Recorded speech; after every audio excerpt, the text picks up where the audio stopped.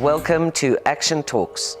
Action Namibia is then involved very much in the ATI law campaign for this law.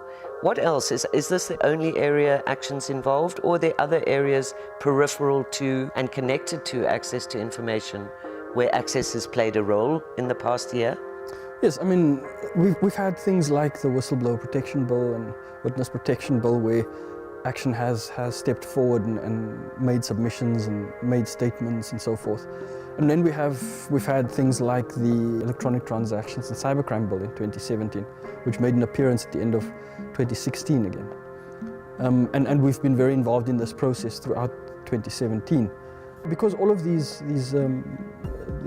proposed laws and policies have an impact on access to information and freedom of expression. So we have to step into the space and flag where we see the challenges, where we see the threats to freedom of expression and access to information. So it's not just that we're focused on pushing through for a law, trying to get government to be more transparent in an ATI framework setting.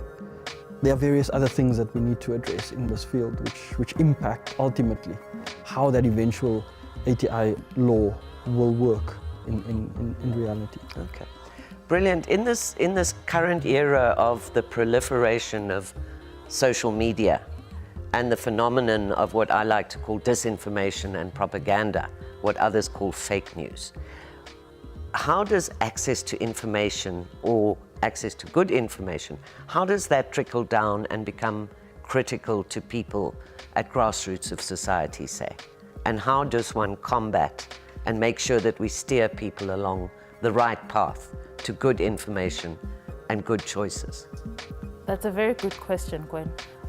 Firstly, I would like to mention that when you talk about access to information, it's actually linked to one of the Sustainable Development Goals that we have, which is Sustainable Development Goal number 16, and it actually has one of its targets which says that it needs to ensure access to information to the public and to protect fundamental freedoms as well. However, one thing that we have to realize is that with access to information, not all the information that you may have access to is actually credible information. One needs to be able to discern where that information is coming from, and they also need to be able to discern if that information is credible enough for them. So does something like media literacy play a role in the campaign of promoting access to information?